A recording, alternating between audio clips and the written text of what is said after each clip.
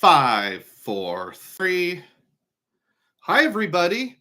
Darth DUGROZ here with DUGROZ Reports, reporting live from my house. Welcome to Saturday Morning Live. Today is Saturday, May the 4th. Be with you.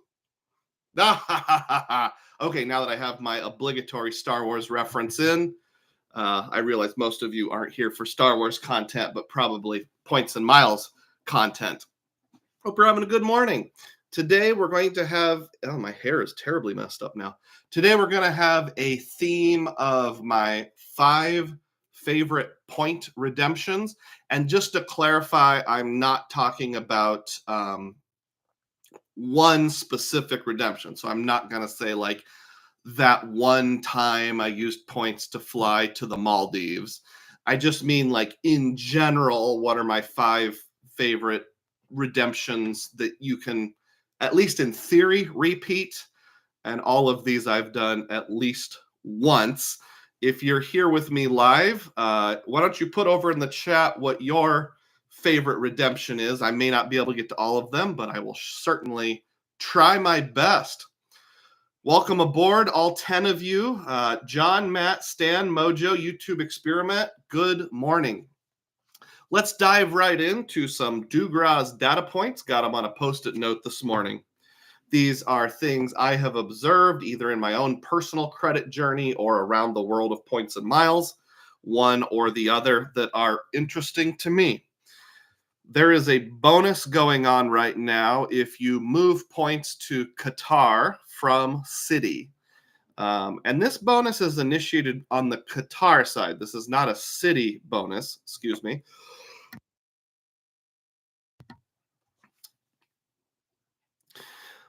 It says you have to do this once you initiate it. It may not show up. The bonus 30% may not show up until June 15th. However, both on Frequent Miler and Doctor of Credit, I've seen data points of people who transfer them, and the 30% bonus shows up in their account almost immediately, or at least within 24 hours. Of course, Qatar is now part of the Avios program, so this would also work for British Airways indirectly, Aer Lingus, Iberia, don't know why, Finnair in theory, any of the Avios currencies, although I've not personally done this. I've been told as long as you have your account set up that you can move them back and forth and use the same name and date of birth and all that, you can move your Avios around. So one Avios program is functionally all the Avios programs. Something I'm considering doing, just worth a thought. Oh, I'm so sorry, guys.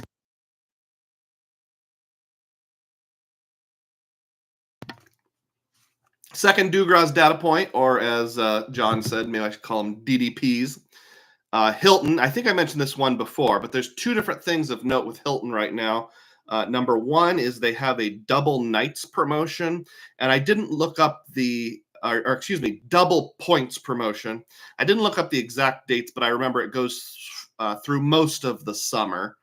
And that just means if you're staying at Hilton's, and as long as you're a member, you'll earn double points during that time frame.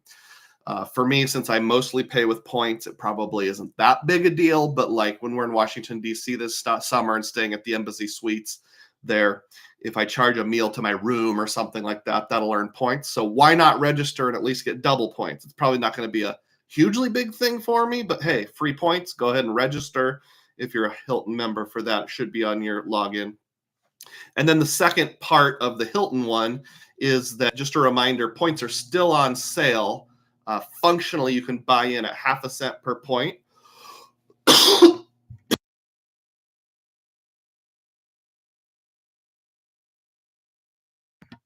I need to lower my speaking voice a little. Is it time to bring back the cough drop fund? Holy cow, I feel fine. I think this is just spring allergies. Although I also have fall allergies and winter allergies, so explain that. Half a cent per point. You can buy your Hilton points until May. I didn't write which the date in May that it ends. I think it's around the 14th or 15th. You can buy up to 240,000 points that way, but that includes the doubling. So normally you can only buy 160,000 points a year, but the way they list it is buy points, get double points. So you're buying 160,000, you're getting 240,000. That's how that works out. That's the maximum you can buy. And what does that come out to price wise? If you bought 160,000 times 0.005, that'd be $800. Does that sound right? I thought I saw a purchase way bigger than that. So somebody correct me if I'm wrong on the maths on that. But I know it's half a cent per point. The other thing that I always mention, well, I'll save that for the main event. Never mind. Third DUGROZ data point is I bought a guitar for my son, and I know that sounds really off topic, but just a brief mention. I put it on my Hilton Surpass card because, you know, most Amex cards have the extended warranty and the like damage protection. So my son wants to start taking guitar lessons. So if he's walking up the stairs and trips and smashes it, that Amex can come in handy. So we tend to buy our large purchase durable goods like appliances, musical instruments, that kind of thing on a Hilton card. And I'm also trying to meet the $15,000 to spend in a year to get my free night cert on my Surpass because I'm still in my first year and I've already done enough to get the sign-up bonus. And then thirdly, and this was kind of a pleasant surprise, I knew I'd get 3 points per dollar, but it coded as an online purchase because it was an online music store. And some things you buy online count as online retail and some don't. So I got the online retail category, which is 4X on the Surpass. So nice to get, you know, it was around $250. I was expecting 750 points, but I actually got about 1,000 points-ish. So nice bonus there. Oh, hey, John R. has thrown $4 into the allergy fund. Thank you, John. I really appreciate that. Celebrate.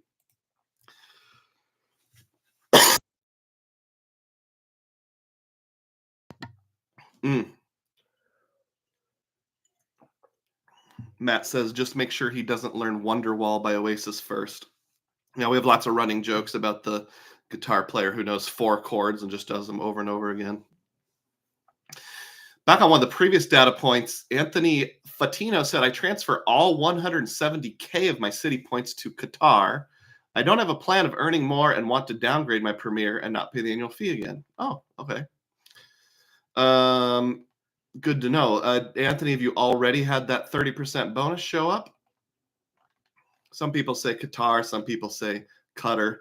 Filmo has arrived, a DUGROZ diehard. John R. is a DUGROZ diehard. Matt Clausen is a DUGROZ diehard. Juan Garcia is a DUGROZ diehard. So if you wonder why some people have the little star by their name, and Filmo is too, if I haven't already mentioned that, that's my one and only membership level. It's called a DUGROZ diehard. It's only $3 a month. Join anytime. And I'm more likely to respond to your comments, both live and on the standalone videos if you are a channel member, although I try to get as many on-topic comments as I can, of course. You get early access to videos, but most importantly, you get member-only videos. I've got about 30 member-only videos. These are usually things that are too nerdy or too controversial or too sensitive for the YouTube algorithm. So I'm going to be dropping another one by no later than Tuesday. At least that's the plan. A members-only video. So those of you that are members can look forward to that. Anthony said the 30% bonus was instant. Awesome. Thank you for that data point, Anthony. I appreciate it. And then my last...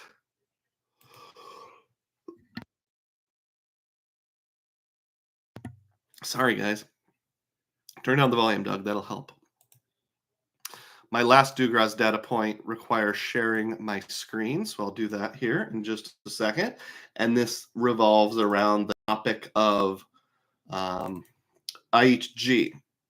So I have the IHG Premier card on the business side. My wife has it on the personal side. And sometimes you wonder, you know, is it worth paying the $99 annual fee? And I just want to share a couple benefits I got from that in recent time. Back in March, we spent one night in Peoria, Illinois, and they actually gave us the choice of points or free breakfast for a welcome amenity, and we chose free breakfast. This is our ticket. $48.50, and the breakfast vouchers wiped that out. So family of 4, free breakfast, that covers roughly half of the annual fee right there. It did not include tip, so I left a tip and charged that to the room. And then not earlier this month, we're already in May. Back in April, 15th-ish, I went to Charlottesville, Virginia, stayed at a Kimpton there. It's called the Forum. Very nice, very fancy, by myself. And when I checked in, the cashier said that she was kind of new there. And, excuse me. Cashier said that she was new there. And she said something like, all right, for your welcome amenity, do you want a drink voucher, or do you want points, or do you want free breakfast? And I said, oh, I'll definitely take the free breakfast. And she gave me a coupon for free breakfast at the restaurant inside. And then someone else came over and whispered something to her, and I couldn't quite tell what they were saying, but I think what they said was, you're only supposed to offer the breakfast to diamond members, not platinum members. But I didn't argue, and they were like, oh, that's fine, that's fine. You've already, we already offered it. It's not a big deal. I think the new employee messed up, but my benefit. I had a build your own omelet, which is $16, and an orange juice. Just a flippin' orange juice, $5. It's one of those little glasses. Here's a picture of it. So there's my $16 omelet and my $5 glass of orange juice. It was very good, very, very good. But so now I'm up to somewhere in the neighborhood of $55 of my $99 annual fee recovered just through free food. And that's not even counting, the free night certificate. So, so far, IHG status has panned out for me. The Kimpton there in Charlottesville had these trees with these flowers that were in bloom all over. It looked very beautiful. The Kimpton there in Charlottesville, Virginia, is on the campus of the University of Virginia. Very swanky. That's what it looks like. Valet parking, very fancy. Almost a little too fancy for me. I'm just a regular guy, and I felt maybe like I was kind of some sort of rube checking in, but it was a really nice place. 10 out of 10 would recommend.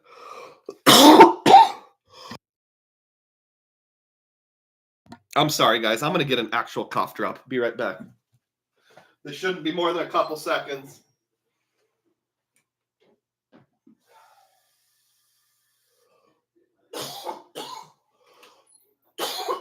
Oh, man. Shoot, do we have any cough drops? What?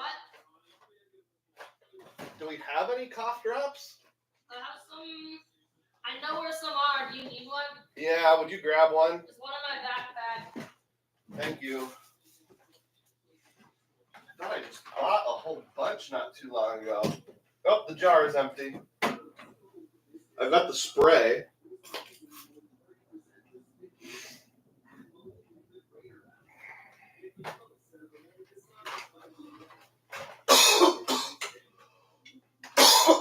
Oh, man. Do you want me to just throw it up or bring it up? Throwing is fine. Oop, I missed. Okay. I'm not sure how many of you were able to hear that lovely interaction that I had. Sorry. We like to keep it real here on DUGROZ Reports. Oh, and I forgot my water.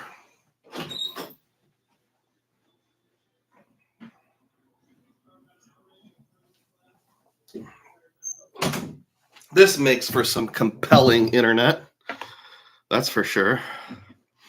I want to go back and thank you for the super chat, TH. TH says, good morning, and thanks for not posting another Sapphire video with Act Now stupidity. My algorithm flooded yesterday with Sapphire videos. Yeah, I thought I could mention a DUGROZ data point of like the Sapphire Reserve and the Sapphire Preferred in-branch offer is now available online. But like, You probably are already aware of that, I would speculate, so I decided not to. All right. Let me catch up here.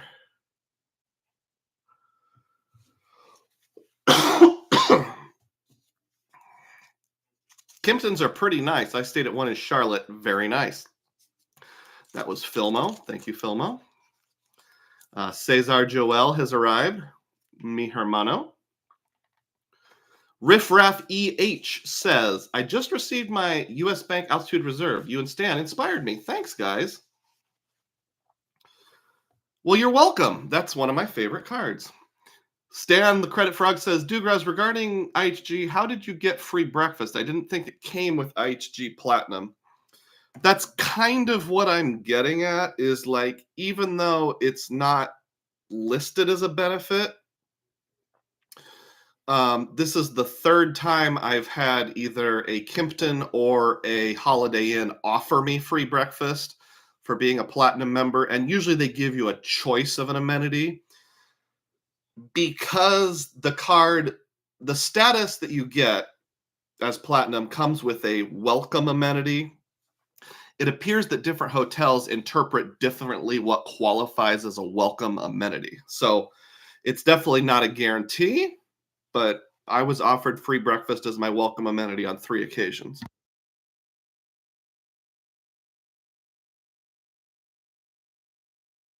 Behind the scenes, indeed, the side of me that we don't normally get to see. That's right. Okay, so that is it for the DUGROZ data points. Let's dive into the main event. Today's main event is my 5 favorite point redemptions. And again, I want to clarify, I'm not talking about specific redemptions, but a kind of redemption. So, for example, transferring Chase points to Hyatt would be a kind of redemption. All of these I've done at least once. Some I have done more than once. All of them I would be willing to do again. So let's go ahead and dive right in.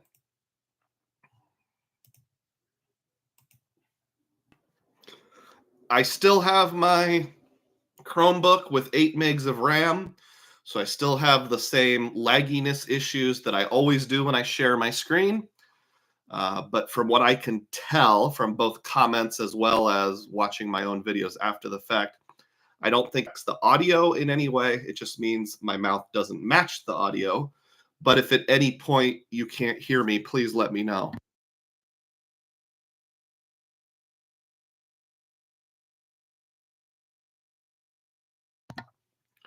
This screen shows every redemption I've ever done. And today I'm talking about transferable currencies. So I realize there are redemptions like using points earned on a hotel card to stay in a hotel, using points earned on an airline card to fly, using cash back on a true cash back card to pay for something. Those are all valid, but just for the sake of narrowing things down a little, I'm keeping it to point redemptions. This is all of the mainline transferable currencies except for Built that you're seeing on the screen right now. I don't have a Built card. And obviously, Wells Fargo is pretty new to the game, so I don't have any point transfer experiences with them. But let's just list off all of the redemptions I've ever done.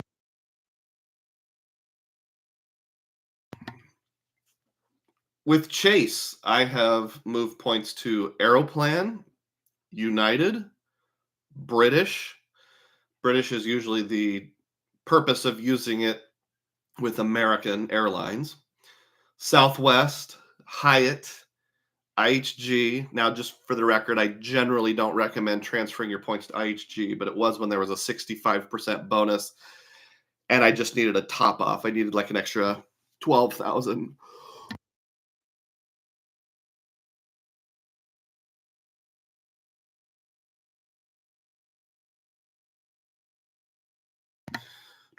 Points or something like that.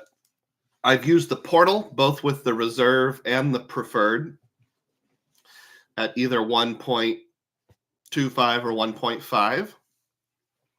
I've used pay yourself back with Chase points, although I haven't recently. That was mostly back from like 2020 to 2022 when they were doing things like groceries or that kind of stuff.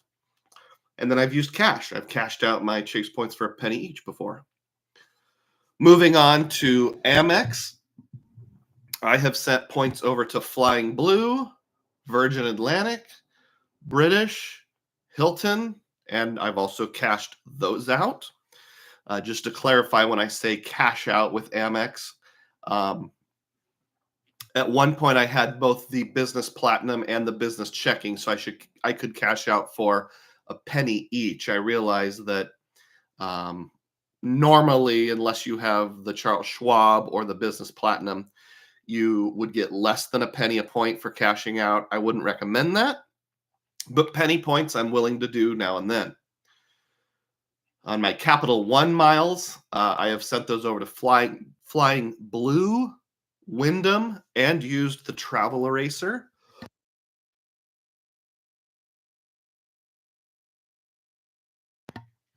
I have not used the travel eraser a lot, mostly just a little bit. When we were in London last year and we had to use public transit like the underground or buses or trains, everyone in your party has to have their own tap to pay method. So like, I think I took my phone and used Aeroplan with tap to pay. One of my kids used the Aeroplan card.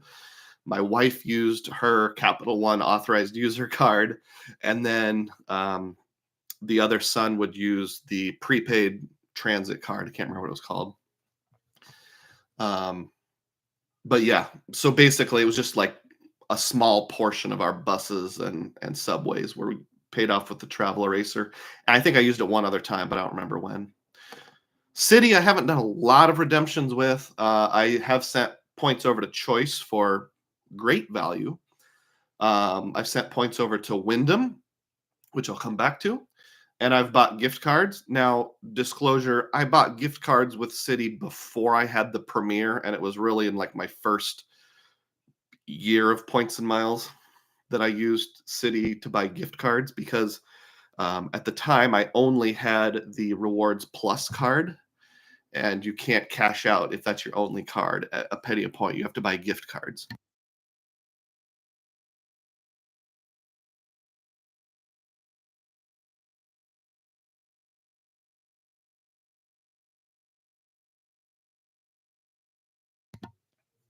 Sorry about my almost dying. All right, before I get into my top 5, I did want to list some honorable mentions here. 3 of them specifically. On the right, you have the US Bank Altitude Reserve with real-time rewards. This isn't a transferable currency, even though I love it, so I didn't think I could reasonably include it in the top 5. Although if you watch this channel, you know how much I love my Altitude Reserve.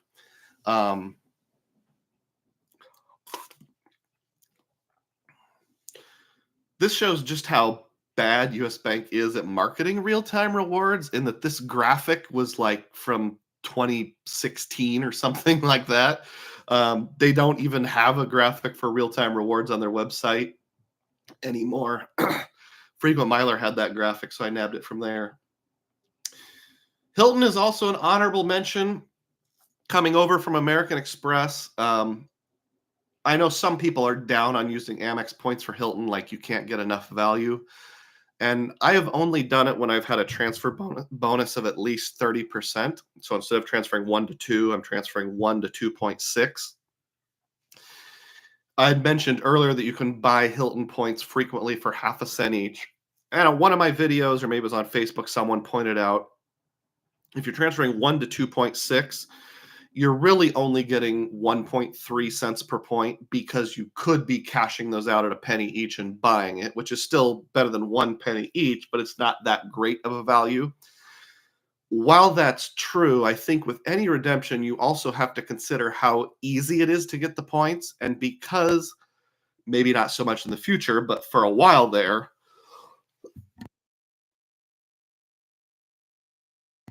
Hilton had kind of a points parade where it was really easy to earn lots of Hilton points through, excuse me, American Express had a points parade. It was easy to earn lots and lots of American Express points. The other thing to consider is there is a cap on how many Hilton points you can buy in a year. So you can't, when you have a family of four and you're trying to get 2 rooms for 5 nights, maybe more than once a year, you can't just say, well, just buy your Hilton points. It's not going to be enough. I had to have between 400,000 and 500,000 Hilton points to book the uh, Embassy Suites in Washington, D.C. for 2 rooms for 4 nights that I paid for and then getting the 5th night free. So I still think it's okay to use your points, even if it's on paper only 1.3 cents per point. If it's the exact location you want to go and the exact time you want to go. Hilton is, if I was forced to say, my favorite hotel program because they just do a lot of stuff that makes me like them. Not just like the point values, but like, guaranteed connecting rooms, using the app to choose your room. Seems like the floor of a Hilton is always pretty safe. You're never going to get like a Roach Hotel, even at a Hampton Inn. And then my third honorable mention is cash. I don't think there's anything wrong with cashing out your points at a penny each. I know some people will scream opportunity cost until they're, purple in the face. But if you're in a situation like me where, because of your schedule and your family, you can only travel maybe 7 times a year and only maybe 3 to 5 of those are flying, I feel like I can earn my points faster than I can redeem them. Although I've tried to up the quality of my redemptions, the swankiness of my redemptions, I've still got somewhere around, in the neighborhood of like 800,000 transferable points. And that's after I've already booked my summer travels this year. So why not cash out at a penny a point and pay for things like meals while you're on vacation or museums?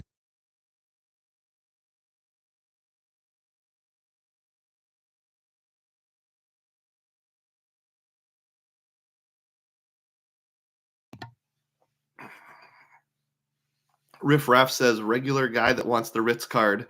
Yeah, I just said the Kimpton was too ritzy for me, and I do want the Ritz Carlton card, but more for the benefits, not for the swankiness.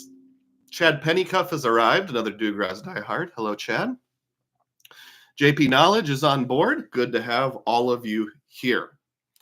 All right, so I'm going to dive into my top 5 favorite redemptions. Number 5 is British Airways, usually for the American Airlines trick, although there was one time I flew intra-European from London to Sweden on British Airways and got good value. I don't remember what it was, but I think it was more than 2 cents per point, maybe close to 3 cents per point. As I go through the examples, the pictures of the cards will represent the redemptions that I have made using this trick.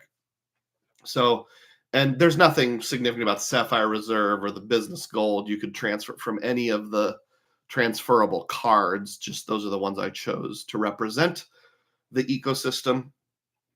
So I have moved points from both Chase and Amex over to British Airways in the past, but you can transfer from all 5 of the big ones, Chase, Amex, Capital One, Wells Fargo, and indirectly from Citi. Citi doesn't transfer directly to British, but they do transfer to Qatar.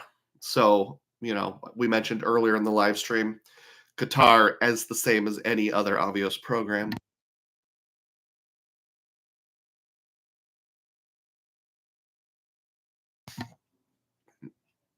Chad says he can spend points way faster than he can earn them. And that's a good point. I always preach that what's right for me may or may not be right for you. How much you can travel, your job, your family, your comfort level, schedule, the type of travel you like to do all comes into play. I'm just saying from my perspective, these are the 5 that I like. And I should clarify, I'm not saying these are the best value or necessarily even that I have used them for the best value. I just like them. And sometimes you just got to fall in love with a credit card or with an ecosystem or a redemption. So my in-laws live in Phoenix, Arizona, and there's a direct flight at American from Des Moines to Arizona.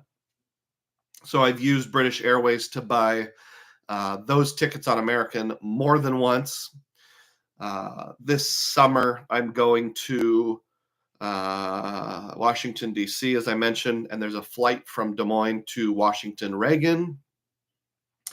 I got business class tickets both there and back for, I believe it was $22,500 per person per way. And those business class tickets would have been almost $500 per person per way. So we're talking pretty close to 2 cents per point. So that's number 5. Number 4 is using Wyndham points for Vacasa and cottages.com. So most of you probably are aware that Wyndham Hotels has a partnership with these 2 organizations. Vacasa is a competitor to VRBO or Airbnb, although they tend to focus on things like cabins, beach huts, those kind of things.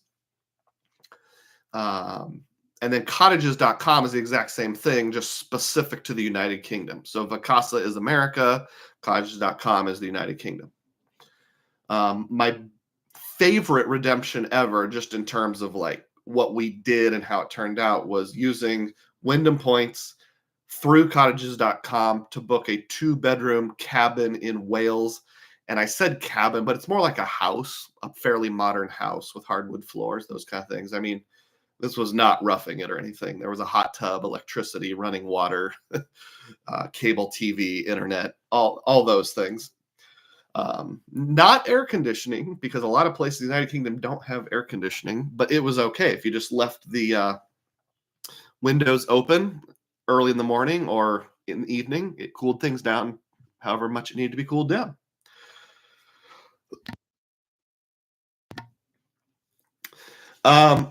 I have transferred from Citi and Capital One, and those are the only 2 transferable currencies you can transfer from. I don't remember if Bilt does or not, but of the ones that I have. I put a little tiny picture of a Wyndham card on the bottom left because I need to be honest and say that not all of my redemptions in this manner have come from transferring over from Citi and Capital One. Some has come from my Wyndham Earners business card, both sign-up bonus and points earned along the way. Because points earned along the way would include things like 5x on utilities, which is really easy to hit, and 8x on gas stations. And you know what they sell at gas stations? Gift cards for lots of different things. So that's an easy way to build up Wyndham points quickly.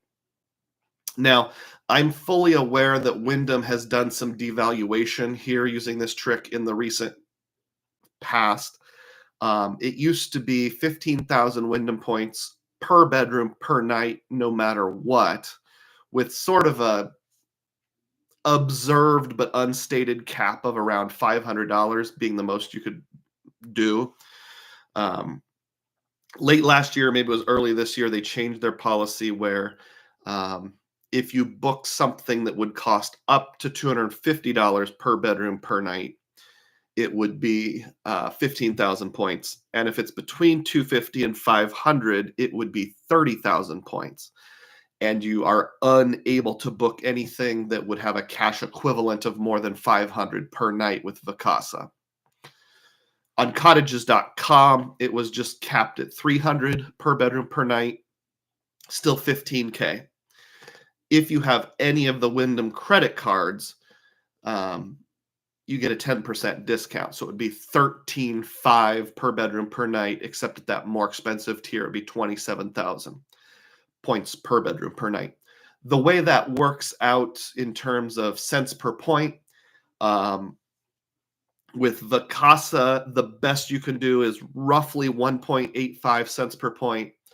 And with cottages.com, the best you can do is just a little over 2 cents per point.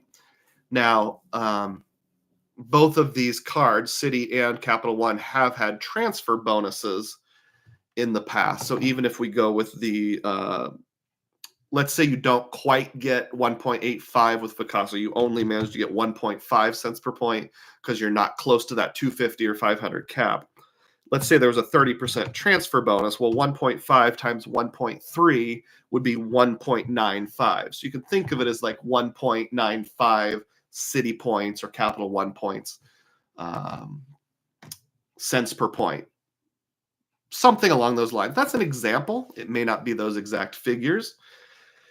I have used Cottages only that one time to book the Lundy Lodge over in Wales. I do have a separate video if you want to see that. Just look up Lundy Lodge or cottages.com, something like that, on my channel. Excuse me.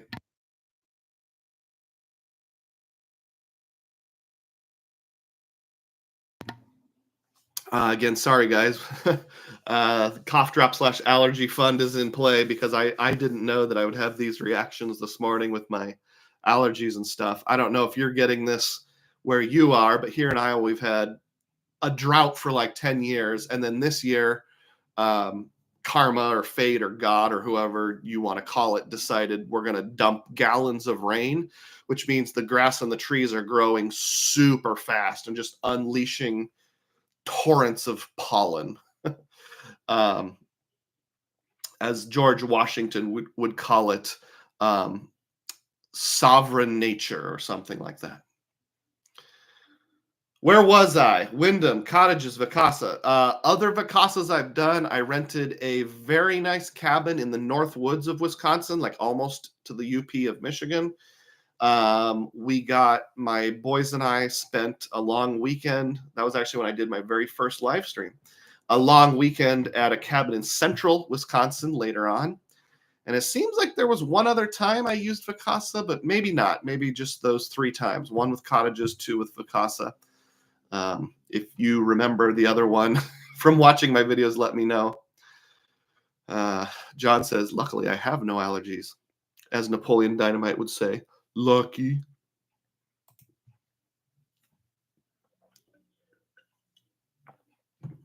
Number 3, Flying Blue. I'm specifically thinking of KLM, but as you probably know, Air France and KLM both use the same rewards program.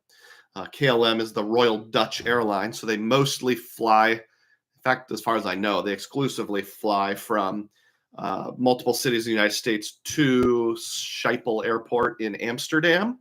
But then you can connect from there to truckloads of cities in Europe. That's how we got to London last summer. I have used this trick with American Express points and Capital One, but they actually transfer from everyone. Flying Blue is the most promiscuous program. So literally all of the transferable currency programs transfer to Flying Blue. Yes, even Wells Fargo. Now, I've only done one actual redemption. I came really close to doing another one. I actually booked one. I was thinking about going to Denmark this past March for my RIP trip in the spring, but realized I wouldn't have time for that. So I shifted gears and went to Virginia instead. So I've got like 100,000 points just sitting over at Flying Blue. The thing I like about it, though, is it was really hard to find 4 business class seats for a family of 4. With lots of places, tried that with, ANA, for example. A lot of people talk about, using ANA to book United round trip to Europe. And that is good on paper. But I looked and looked and looked and tried many different European cities and spent hours on it. I never found more than 3 seats on one flight. And that was a rarity. I maybe found 1 with 3 seats. Flying Blue seems to have reward availability open up fairly predictably and fairly regularly. Don't get me wrong, it's not every day of the week. You're probably flying like on a Tuesday or a Wednesday. And usually you have to kind of pick which European city you're going to without being too picky. So, like, for example, if you want to end up in Amsterdam, that might be, 110,000 points. But if you fly from, say, Chicago to Amsterdam to Berlin, Germany, or Bremen, Germany, that might only be 50,000. At the time I did it, it was somewhere around 67,000 points per way per person, but they've actually lowered it since then. And their equivalent of Saver Awards are now 50,000 from, I believe, anywhere in the US, even Minneapolis, which is where we flew out of. So lots of things to like about Flying Blue, lots of things to like about KLM. And their soft product was really good too. The service was really good. I was able to drink some really good milk on that flight. Didn't have to drink straight out of the carton. And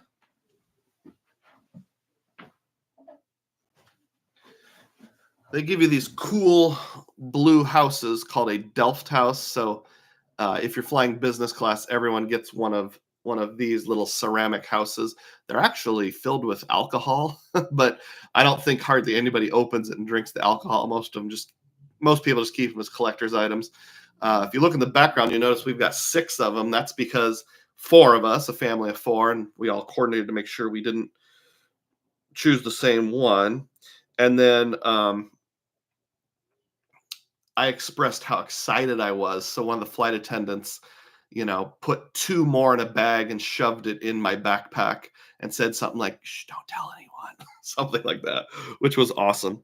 So if you look on the bottom here, they're also all numbered. This one is called, man, I need bifocals badly, Bob Gertie, number 35 or something along those lines. I'm not sure if that actually shows up, but they're all stamped on the bottom for being individuals, and I know they're well over 40 by now. So sort of like Pokemon, you can collect them all. So that's just kind of a cool little side thing. Number 2 is Hyatt. As you probably know, Hyatt only transfers from Chase and Bilt. But as far as the ones I have, it only transfers from Chase. And obviously that's how I have used it. There's probably nothing I'm going to say about Hyatt that is not something you don't already know. But I'll just give a few reasons why I'm putting it at number 2 and why I like it so much. Mainly because it's very predictable. You're never going to get, I shouldn't say never, you're rarely going to get bad value from using your Chase points at Hyatt. I do have to say rarely because of the debacle with their Mr. and Mrs. Smith integration. But at least with their mainline hotels, you're rarely going to get bad value. I know lots of people have said on videos like, let's value Hyatt points at 1.5 cents each, even when booking low level things like Hyatt Places or Hyatt Houses. I've actually found when booking like a Hyatt Place, like a category 1, I'm usually getting at least 2 cents per point. If it's not peak category 1, you're only paying 5,000 points. Well, how often is a Hyatt of any kind going for under $100? Very rarely. Frequently it's up around 150, which would be 3 cents per point. Occasionally up around 200, which would be 4 cents per point. So I've stayed at Hyatts, never outside the United States, but around the country. I've actually used it 2 or 3 times for like gifting points to other people or booking something for someone else here in the Des Moines area. There's 3 Hyatts here in the Des Moines area. Just like people need a place to stay. I used it in Phoenix once, just as like an airport stopover. That was the least good one I've had. I've used it in Bettendorf, Iowa at a new fancy Hyatt place. I stayed at a Hyatt place in Normal, Illinois once when I rode Amtrak. It was right next to the train station. That was very nice. That one was a category 1 at the time. It's since gone up to a category 2. I've stayed at the Hyatt Regency in Pittsburgh, which is right next to the airport. So just lots of utility with Hyatt. There's at least 1 or 2 others I'm just not thinking of. Someday I'll stay at a really fancy Hyatt. I just haven't done it yet. Hyatt Regency is the fanciest I've been able to get so far. And it's also easy to explain to other people. Like if you're trying to bring someone into points and miles, it's sort of like, cash back is level 0. And then level 1 is like using the Chase portal. Using level 2 would be, moving over to Hyatt. It's like a medium difficulty. It's not that hard. Welcome aboard, Jacob's Points and Profit. Catching up with just a couple comments here. John R. said, I can only imagine how hard it is to find award flights with a family. It's not easy, that's for sure.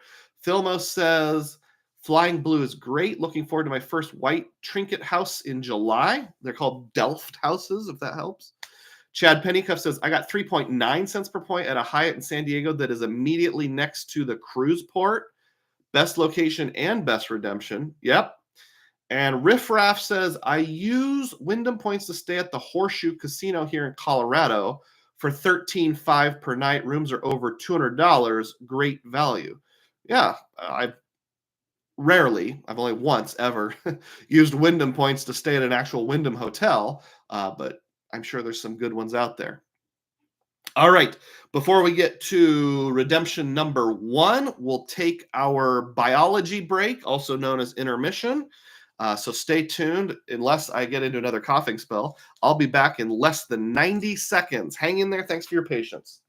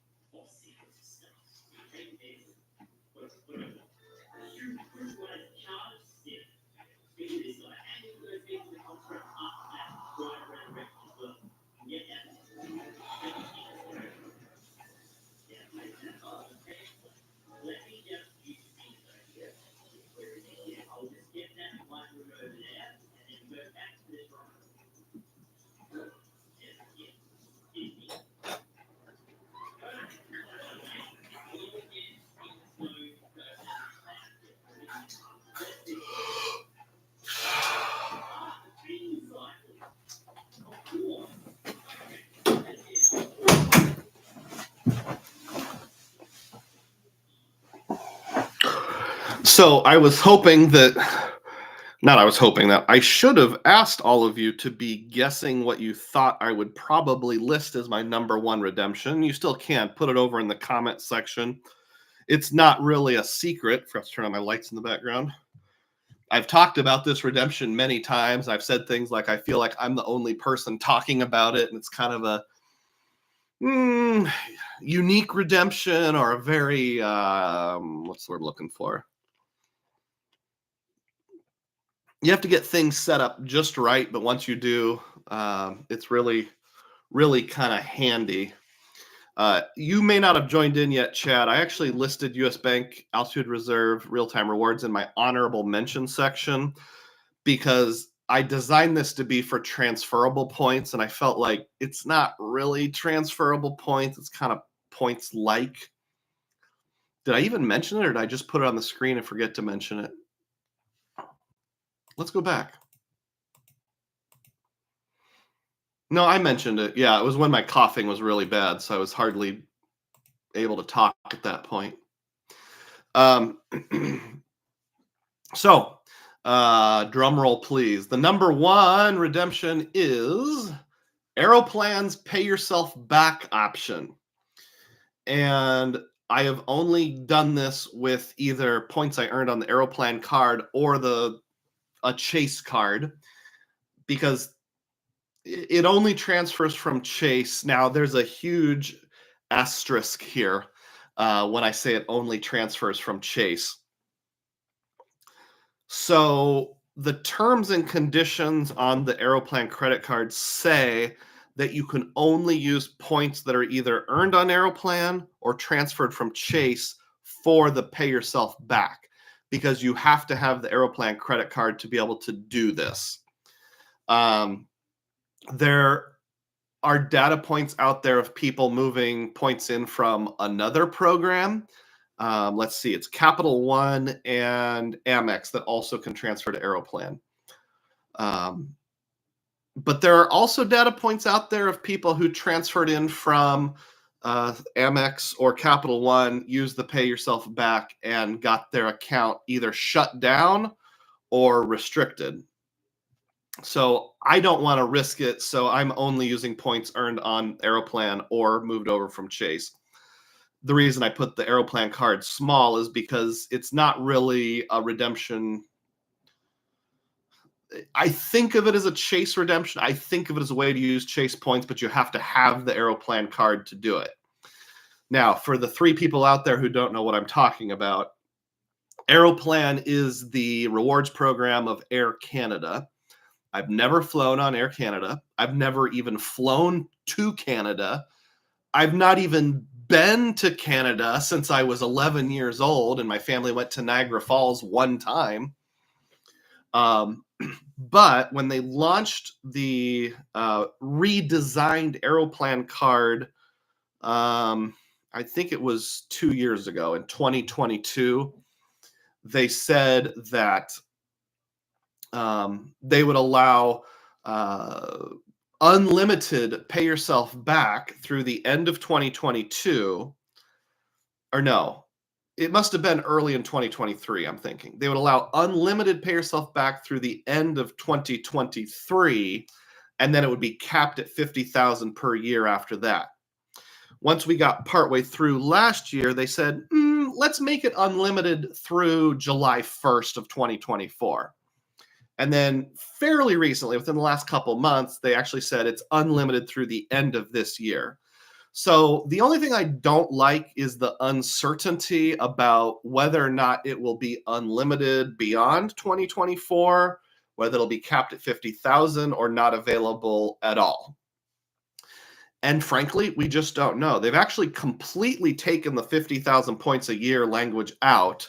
So after December 31st of this year, they could eliminate it completely. But pay yourself back means that you can erase travel charges at a rate of 1.25 Aeroplan cents per point. Cents per point, points being Aeroplan points. You know what I mean. 1.25, pay yourself back. And you have to get your points over to Aeroplan and have the Aeroplan card to do it. It's in the travel category, so you have to charge something to your Aeroplan card that codes as travel, and then those are the things you can pay yourself back with. Examples that I have used to great success include trains, boats, parking lots, like the parking lot at the Hoover Dam counted as travel. The admission to the Hoover Dam Museum counted as travel. Coded as travel, I should say. The valet tips. So when I stayed at the Kimpton in Charlottesville, they had an app where you could tip the valet. And I left a tip when I retrieved my car on the last day. That coded as travel. So I was able to pay myself back on that. One of my main uses is to pay for restaurants, specifically restaurants that are inside a hotel.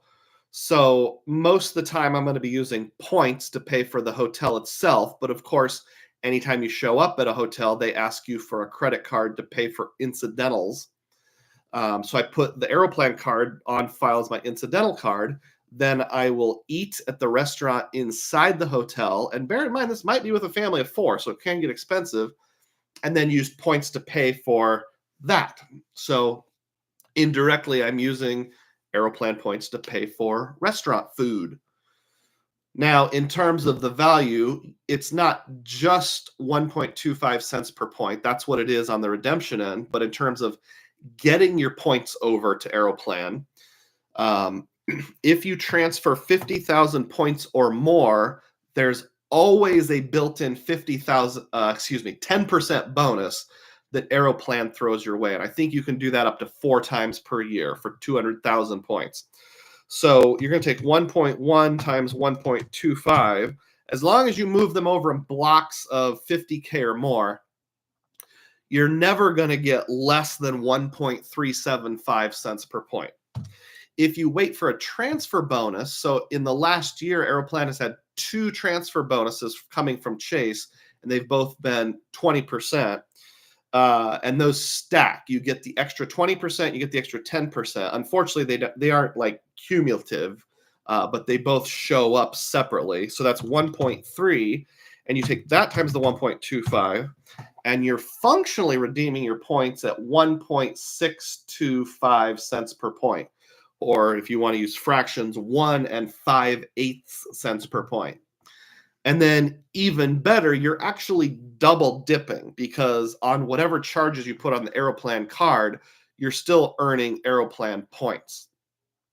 Now, unless you're flying on Aeroplan itself, you're only earning 1 cent per point. So it's not a very big double dip, but it is a little bit of a double dip. I think if you do all the things, instead of 1.625, it comes out to something like 1.65 cents per point or something along those lines. I'll just say 1.625 or 1 5/8 for the sake of keeping it easy. But that's really handy for someone like me that has a family and has a rule that you never dip into your family budget to pay for travel, because you got to pay for those museums, you got to pay for those parking lots, you got to pay for the train rides, those kind of things. I made a video called something like "The Aeroplan Card Saved My Family Vacation," because when we went to England, I grossly underestimated the amount of miscellaneous expenses we would have. But fortunately, I was able to put a huge chunk, something like $700 worth of those miscellaneous expenses on my Aeroplan card. So I got tremendous use out of those Chase points at 1.625 cents per point. The biggest example being at the tail end of our trip, when we spent 4 days, 3 nights in Sweden. We took a boat ride, one boat ride on the canal, another boat ride out on the ocean, which was the highlights of the trip. And the one on the canal was something like $40 per person, and the one out in the ocean was like $90 per person. So it wasn't cheap for my standards. I know for some people that's probably low, but it was a good chunk of change. And fortunately, both of those boat rides coded as travel on the Chase side, or at least something with a subcategory within travel, so I was able to use it. Catching up on comments here. Guna Diver says transferred built points to Flying Blue at 125% this year. Wong Wei Travels has arrived, says morning everyone. Morning, Wong. Chad and Wong Wei are talking about that San Diego property. I think that's it. Okay, so that is the end of the main event. Found that to be helpful. We do have a little more content here, so stay tuned. Don't go anywhere. We'll have the community tab questions. So every Friday, at least if I remember, I will put a question out on the community tab, or not a question, but a post out on the community tab, where you can ask me anything, like prepare questions in advance, and the odds of me getting to them in the live stream are much better than they are if you just put them in the chat.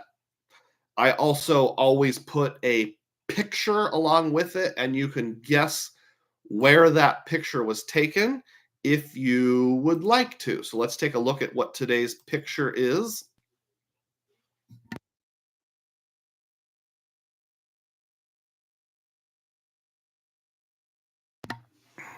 Do do do do do do do do do do do do do do bum bum. Nobody get one correctly. Although all you have to do is look at what's written on the side of the bus in the background will give you a clue. So that's a statue of Thomas Jefferson, and I'm trying my best to look in the exact same direction as him. This is at Jefferson's Monticello, which is his home, not too far from Charlottesville, Virginia, where I was last month. Breakdown of that trip will be coming in the near future.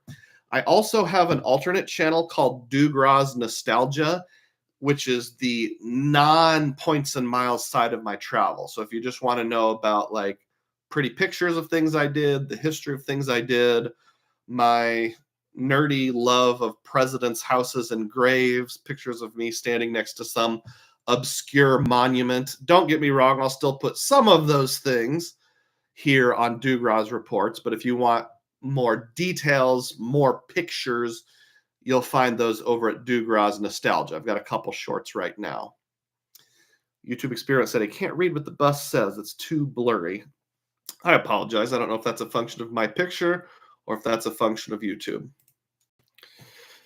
Question number 1 from the community tab comes from Scott Saul, and he asked this.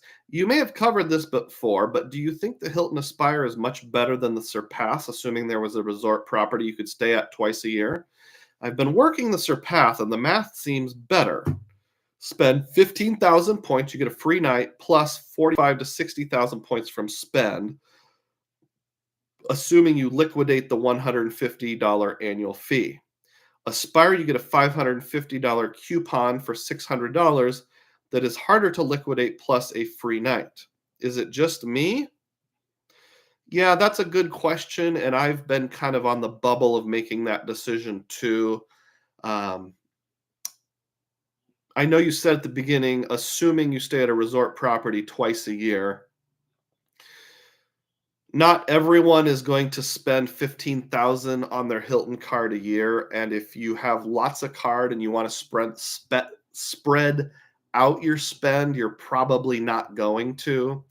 So there's so many variables. If you make the assumption that you're going to spend 2 stays per year at a Hilton resort, one in the first half of the year, one in the second half of the year, I would say the Aspire is better unless you're planning on spending over $15,000 per year, because you get the free night cert automatically. Now, for me, I really like corn, but also I think the Surpass is a better fit because I'm not staying at a Hilton resort twice a year. In fact, I haven't ever stayed at a Hilton resort. I'm perfectly happy with going to places where there's dead presidents, monuments, those kind of things. And that even like, Washington, D.C. the 2 places I was considering don't qualify as resorts. So I wouldn't be getting the resort credit. So I think for me, just a generic Hilton credit, and I can always do the $50 gift card trick. Yes, it is a little annoying. It's probably a better fit. But again, your mileage may vary, and it completely depends on what your particular situation is. Thank you for asking, Scott, though. That is a great question. Rem GB10 asked this question. I'm a big fan of your channel. I also have a family of 4 with 2 kids who are in school. So having to travel during the school year, or having to travel during school vacations, is a challenge if trying to use points due to availability. How best to use travel points for travel during summer or other school vacations? Yeah, in the past, one of the things that annoyed me the most about YouTubers, both YouTubers and blogs that were in the points and miles space, is that, and there's nothing wrong with this, but a lot of them tended to be childless people who were self-employed or had super flexible jobs. So they would say things like, and there's one particular podcaster, I won't mention her name at this exact moment, who, like, every example she gives is like, let's say you want to go to Singapore. Well, here's some availability on February 27th. It's always like these weird off-season dates. I've kind of made peace with the fact that the best redemptions, the hidden gems, are going to be like 1 seat or 2 seats on a plane in February, not spring break part of March, uh, late October, early November, that kind of thing.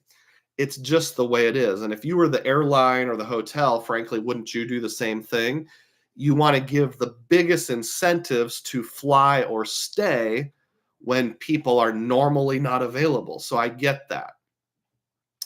In terms of tricks and how to get around it, suggestion number one is just accept the fact that you're not going to get the killer redemptions. You can still get pretty good redemptions, like I mentioned earlier.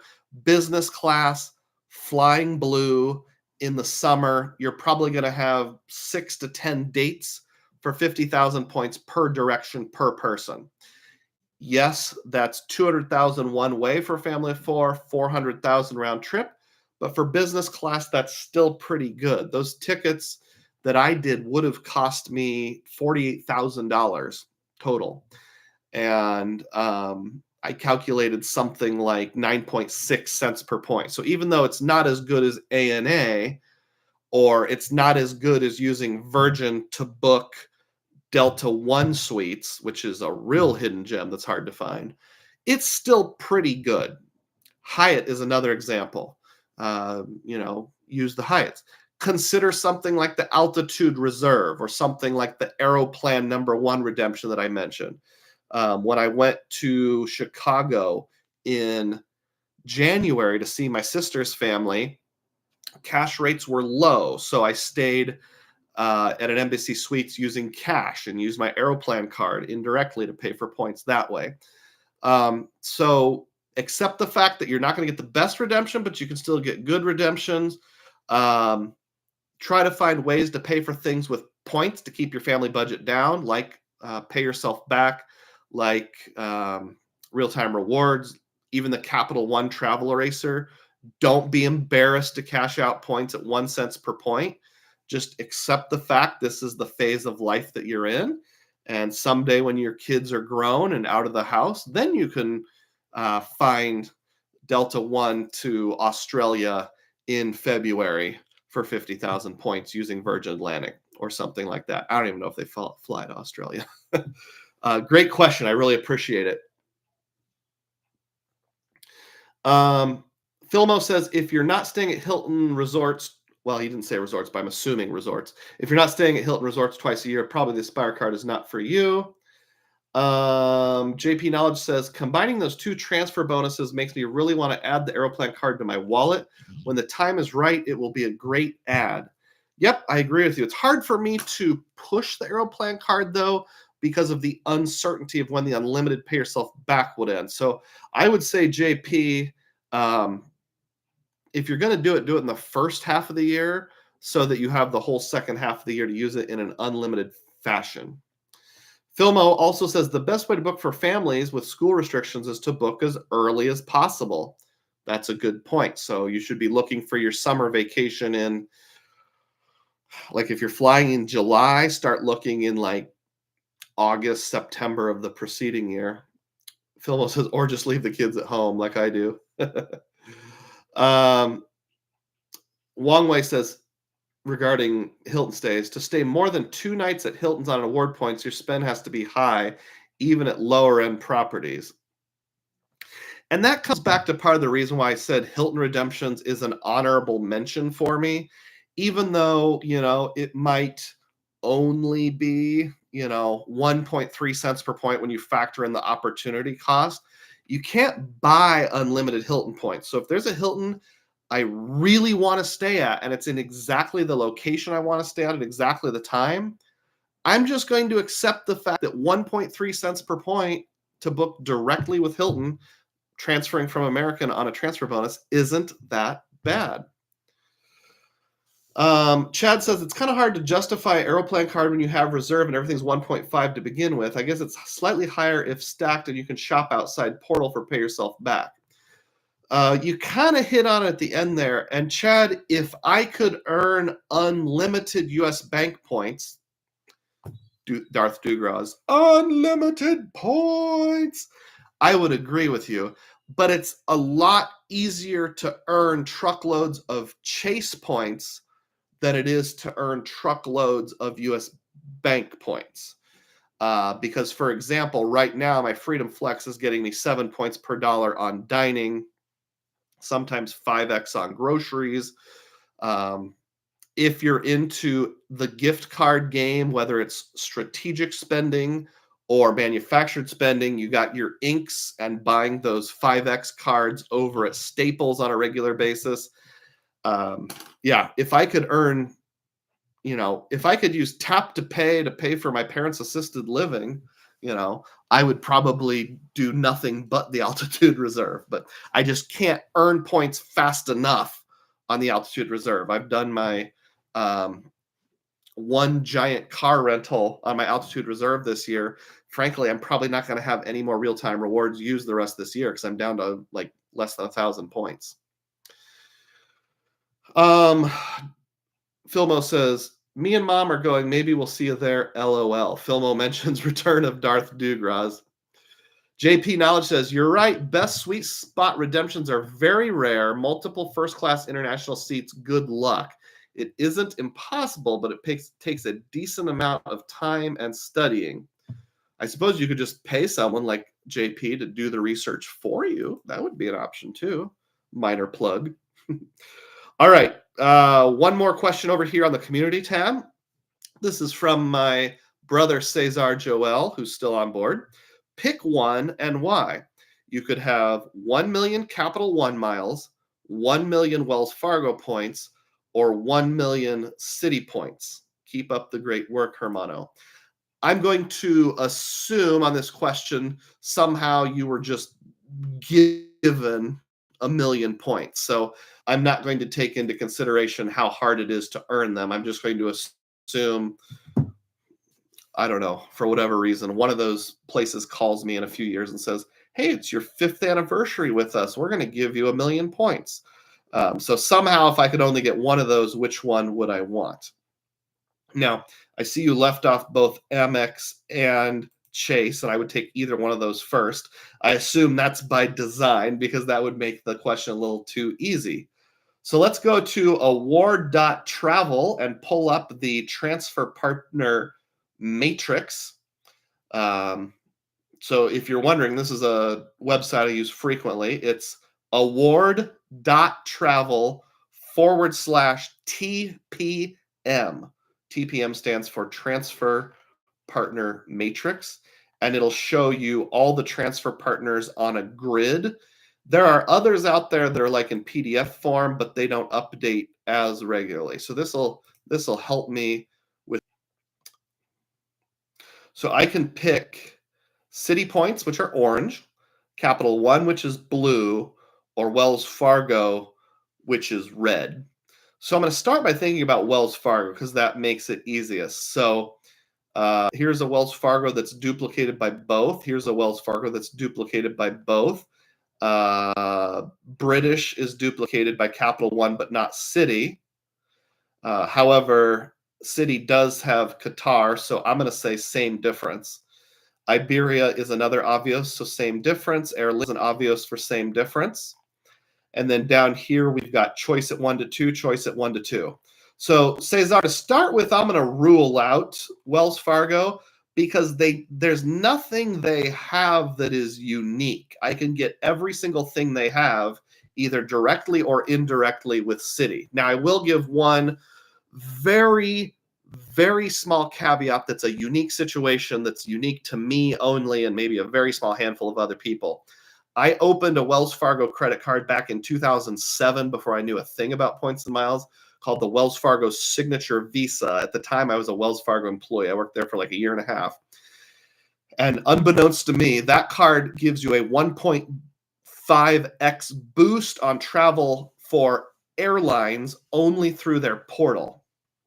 So if I think about the fact that 1,000,000 points, I'm not sure why I can't do this in my head. I should be able to divide by 100, would be the equivalent of $10,000 if you just cash it out. If I take that times 1.5, I can get $15,000 worth of travel in the Wells Fargo portal, which is nothing to sneeze at, but I think I'm probably going to get better value with transfer partners, even with my travel style. So I'm going to rule out Wells Fargo. So it's down to both Citi and Capital One. So let's take a look at what we've got here. I don't have Aeroplan with Citi, but I do with Capital One, but I can't use that with Pay Yourself Back. So that would only be using Aeroplan for flights. They both have Avianca. They both have Ava Air. Capital One has this weird less than ideal transfer ratio, but I don't use them anyway. I don't use Chris Flyer, TAP Air Portugal. I know you can find good value, but I've never used it. And you should be able to book it through United anyway. And they both have Turkish, so that's a wash. They both have Aeromexico, that's a wash. They both have Flying Blue, that's a wash. They both have Virgin Atlantic, that's a wash. They both have Asia Miles, that's a wash. They both have Qantas, that's a wash. Finnair and British are both Avios, and they both have at least one Avios, so that's a wash. They both have Emirates. They both have Etihad. Citi has JetBlue, which I've never flown, so it's not that important to me. And they both have the exact same hotel partners, except Citi transfers 1 to 2 to choice, and Capital One transfers 1 to 1 choice. So for every redemption that I would do, Citi is at least equal to Capital One. And in the case of choice hotels, which I've been exploring lately and I'm liking more and more, plus I had that sick redemption in Göteborg, Sweden with choice privileges, Citi takes it by a narrow margin. The other thing to consider is if I'm getting a gift of 1,000,000 points, honestly, I'm probably going to cash out at least some of those. And with Capital One, you can't do a true cash out if they come in as points. If it comes in as cash back, like on the Saver card, you can, but not if it comes in as points. You can only do the travel eraser. And I'm probably going to stick some of those in like a high yield savings account, maybe $2,500, $5,000. With Citi, you can get legit straight up cash money. Show me the money. So on transfer partners, Citi has a slight advantage. And on the ability to cash out, Citi has a full advantage. So I choose to be gifted 1,000,000 Citi points. Thanks, Cesar. Catching up with comments here, Cesar himself says to get max value from Hilton, get every Hilton personal card and the bonuses.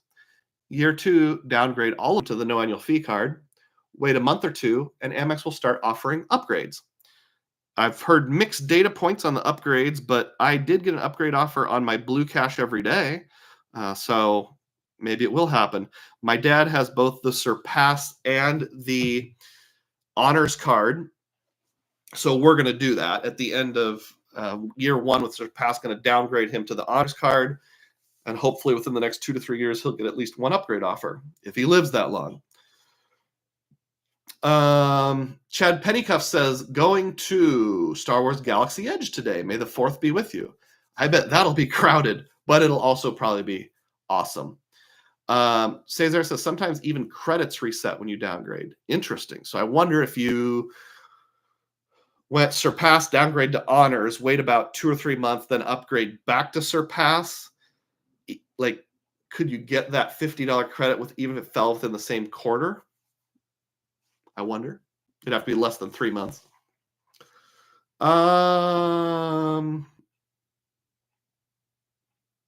He says he's done that strategy twice with Player 2 and it works great.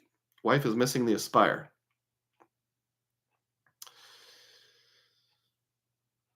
Yeah, Filmo says, now that's how to play the game. City 1, thank you for answering my question. You're welcome. City 1 says, Guna Diver. All right, so that's the end of... and my voice is doing much better. I'm glad to hear. So, like, should I just start my whole live stream over again and do the first part? Redo all my DUGROZ data points? Nah, that would get old. I apologize for all that coughing earlier. Time permitting section. I actually don't have anything scheduled for time permitting other than one thing. And that's an update on my channel in general. Thank you to those of you who dropped a super chat earlier in the conversation. It was John R for $4 and TH for $5. I still have not bought a new laptop yet. It's probably going to be happening either sometime in May or very early June. That's the plan, so that my mouth will match the words. I have also had a unique situation where someone donated some audio equipment to me. Thank you. You know who you are. For doing that. So it's possible my audio will be upgraded in the near future as well. As far as rolling out, if you want to drop a super chat, it's all going towards that. I've got a new microphone on the horizon, my laptop on the horizon, a new phone on the horizon, because some of my live stream photos and videos when I'm in the field are less than ideal. And these will all be write-offs. As Kramer would say, you don't even know, or Jerry would say, you don't even know what a write-off is. And Kramer says, well, they do. And they're the ones writing it off. I don't know how many times I've thought of that line in my life. I did my solar eclipse trip in April, came back and worked 2 days. Then I did my West Virginia, Virginia trip. I do have videos coming on that RIP trip, the second one, in the near future. I just haven't got to it yet. Missing 5 business days at work, plus I had to take some personal days for random stuff, has put a cramp into my regular job, my 9-to-5 job that pays the bills. So unfortunately, I'm going to just tell you now, I'm probably not going to be putting out any standalone topical videos during the month of May. I apologize. I will get the second RIP trip breakdown out. I'll put some of my shorts and just pretty scenery videos over on DUGROZ Reports. Those don't take a whole lot of effort. I just don't have time to edit video. So I'll just be doing live streams and RIP trip breakdowns during the rest of the month of May. As much as I have truckloads of video ideas saved up on my phone here, I just don't have time to get them out. I will continue doing my members only videos where I drive in the car and explain some frugal points. 1 or 2 of those might go public, but you're not going to see a breakdown of the new Sapphire Reserve, Sapphire Preferred offer. You're not going to see a standalone video on Hilton points, though I know I've been meaning to do that for years. I've got it started. You're not going to see a refreshed Altitude Reserve video during the month of May. So thank you to all of those who are loyal to me, despite the fact that I'm just a regular guy with a 9-to-5 job, and I don't have, and 2 kids and a wife and church responsibilities and elderly parents to care for. I just don't have as much time as I would like to put into this project, but it is growing slowly. Within the last week, I cleared 1,700 subscribers, which is awesome. Definitely on the path to 2,000. Should get that easily by the end of this year, if not by the end of summer. I would like to get up around 2,300 subscribers by the end of this year, but I'll be honest, I don't really have a plan. Just keep doing live streams and putting out videos as I'm able. So thank you all for your patience. If you have last minute questions, I will be happy to address them. Then we'll move into the Doug's favorite record of the week, and then we'll wrap it up. Let's see. JP Knowledge says, Citi also does transfer bonuses more frequently, so he agrees with Citi for the win. I also forgot there's this luxury hotel program that Citi transfers to, and it comes out to the equivalent of a little over 1.5 cents per point. Frequent Miler's done some articles about it. Is it actually called luxury hotels or the luxury collection? Someone drop a comment and let me know what it's called. I'm sure one of the 20 people on board knows what I'm talking about. Clairvoyant is on board, says, good morning, Points of Miles enthusiast. Hey, Clairvoyant, you're a little late, but that's okay. Better late than never. And, who's the guy from the United Kingdom? Sam K. He's not on board today. Hope he's doing all right. He's always here. John R. says, I'm just a regular guy too. Nothing special about me other than being awesome. That's right. We are pretty awesome, John. I'm pretty special. Appreciate the good info, man, says Wong Wei. Well, thank you so much. All right. So personal note here. I will mention my record of the week. What's on my record player this week is this record here. It's called Recapturing Excitement of the Jimmy Dorsey Era, Bob Eberly and Helen O'Connell. So the fact the picture is black and white, it's pretty good. Recapturing means this record came out, I'm going to guess, in the 50s or 60s, but it was imitating the style of Jimmy Dorsey, which was even earlier, like 30s and 40s, probably World War II era.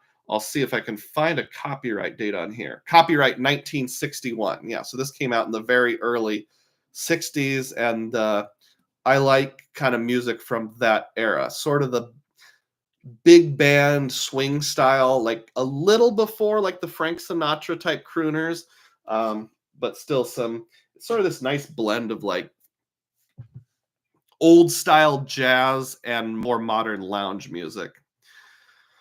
Guna says Citi has amazing stackable 20K and 10K thank you point bonuses on Sears card, Sears TYP card. Yeah, someday I might have to look into that.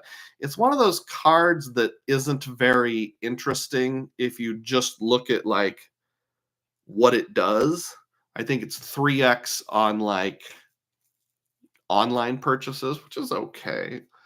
But I hear they run bonuses constantly, some of which are just out of sight. And even though it's called a Sears card, it earns thank you points, which you can mix with your other thank you points.